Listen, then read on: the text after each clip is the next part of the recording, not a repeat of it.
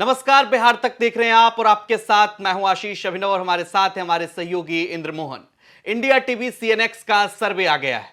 इस सर्वे में एनडीए को नुकसान होता दिख रहा है बिहार में और नीतीश कुमार के लिए भी नुकसान की खबर है। इंद्रमोहन सर, कहा जा रहा था कि नीतीश कुमार जब एनडीए में आएंगे तो 39 मतलब इसकी काउंटिंग ही 35 से शुरुआत होगी और वो 40 तक भी आंकड़ा जा सकता है, लेकिन 5 सीटें यहां दिख रहा है कि उस खाते में, इंडिया गठबंधन के खाते में फिलहाल की स्थिति में जाता दिख रहा है। बिल्कुल, इंडिया टीवी सीएनएक्स का ये सर्वे बताता है कि यहां पर बीजेपी तो अपने 17 की 17 सीटें जीतती हुई दिख रही है, लेकिन नुकसान हो रहा है जेडीयू को। जेडीयू 2 सीटें हार सकती है। जेडीयू 16 सीटों से 14 पर आ सकती है। एलजेपी ने जो 6 सीटें जीती हुई थी वो भी 6 से 4 पर आ सकते हैं और ये 4 सीटें जो है ये आरजेडी के खाते में जाती हुई दिख रही है। अभी भी कांग्रेस के खाते में 1 सीट इंडिया टीवी सीएनएक्स के सर्वे ने दिया है। कांग्रेस को 1 सीट मिल रही, वो सीट किशनगंज ही है। बड़ी बात यह है कि वो किशनगंज के अलावा कांग्रेस कहीं और प्रदर्शन करते हुए नहीं दिख रही है।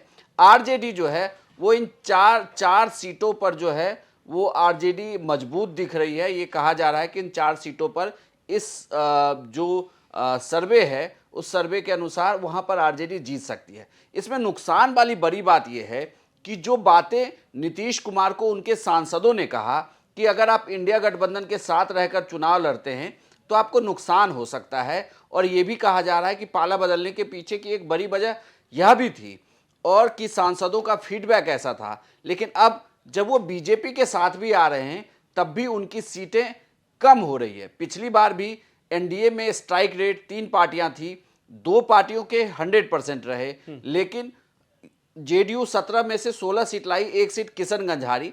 हालांकि एनडीए 40 में से 39 सीटें बिहार में जीतती है, लेकिन अब की बार ये कहा जा रहा है कि वो 16 सीटें जो जीती हुई थी उसमें से भी 2 सीटों पर को वो हार सकती है। जबकि चिराग पासवान की भी 2 सीटें, चिराग पासवान की पार्टी भी यहां लूज कर रही है। हालांकि उनकी पार्टी 2 धड़े में बटी हुई है और जिन 2 सीटों को वो लूज कर रही है वो पशुपति पारस के हिस्से वाली एलजेपी है। लेकिन बड़ी बात यहां ये है कि नीतीश कुमार के आने से ना तो नीतीश कुमार को फायदा हो रहा है और ना ही यहां पर एनडीए के कुनबे को फायदा हो रहा है। मतलब इस तरह के सर्वे के आने के बाद आपको क्या लगता है सीट शेयरिंग का जो फॉर्मूला है वो और उलझेगा? चूंकि भारतीय जनता पार्टी का जो मिशन 370 है, प्रधानमंत्री नरेंद्र मोदी जिस तरह से सदन में बोल करके बाहर आए और अब तो चुनावी बिगुल जब बज चुका है तो भारतीय जनता पार्टी फूंक फूंक कर कदम रख रही है हर स्टेट में। खासकर जो काउ बेल्ट है, कहा यह जा रहा है बिहार प्रमुख रूप से उस स्टेट में है जहां भारतीय जनता पार्टी चाह रही है कि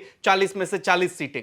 अगर यहां पर भारतीय जनता पार्टी को नुकसान होता दिख रहा है तो निश्चित रूप से दबाव नीतीश कुमार पर भी पड़ेगा और अन्य सहयोगियों पर भी, चिराग पासवान पर। किसी भी सर्वे के आने के बाद पार्टी उसको स्टडी जरूर करती है। अगर उसमें कहा गया है कि इन सीटों पर आपकी हार हो रही है, जेडीयू की हार हो रही है, तो जेडीयू भी वहां अपने सोर्सेज से पता करेगी, अपने नेताओं से बातचीत करेगी और उसके बाद यह भी हो सकता है कि अगर वह सीट हारती है तो वो विकल्पों को तलाश करेगी। क्या इसके बदले बीजेपी की किसी सीट को लेकर खुद के नंबर को बढ़ाया जाए और बीजेपी अगर उस सीट पर जीत सकती है तो ये फेर बदल हो सकता है। दूसरी बड़ी बात ये कि इस सर्वे में फिलहाल जो है वो 3 पार्टियों के नंबर हैं। एलजेपी हालांकि 2 धड़े में बटी हुई है, लेकिन वो एलजेपी का एक धड़ा जेडीयू और बीजेपी है। लेकिन अभी उपेंद्र कुशवाहा और जीतन राम मांझी भी हैं। तो ऐसे में एक कैलकुलेशन ये भी होगा कि ये जो हारने वाली सीटें हैं क्या यहां इन पार्टियों को सेट किया जाए, क्या क्योंकि जो हार रहा है उसकी एंटी इनकम्बेंसी को रोकने के लिए यह हो सकता है कि वहां पर आप पार्टी ही बदल दीजिए, आप नेता ही बदल दीजिए। मतलब भारतीय जनता पार्टी, ऐसा आपका यह कहना है कि जिन 2 सीटों पर जेडीयू हार रही है, मुमकिन है कि भारतीय जनता पार्टी अपना उम्मीदवार दे दे या जेडीयू का ना होकर के वो एलायंस बिल्कुल वो उपेंद्र कुशवाहा की पार्टी का, जीतन राम मांझी की पार्टी का उम्मीदवार हो सकता है। लेकिन इस पूरे सर्वे की अगर आप रिपोर्ट को एनालिसिस करें, जो हम ग्राफिक्स से लगातार दिखा रहे हैं, ये जो नंबर हैं ये नंबर यह बताते हैं, जो बड़ी बातें इस पूरे सीएनएक्स के सर्वे के अनुसार जो बड़ी बातें हैं उस बड़ी बात में यह है कि नीतीश कुमार की पार्टी कमजोर हो रही है। ये एक बहुत बड़ी बात है। नीतीश कुमार विधानसभा में भी कमजोर हुए, नीतीश कुमार अब लोकसभा चुनाव में भी उनकी सीटों के कम होने का अनुमान है, जो बहुत बड़ी बात है, क्योंकि वो इस तरफ आए इसलिए हैं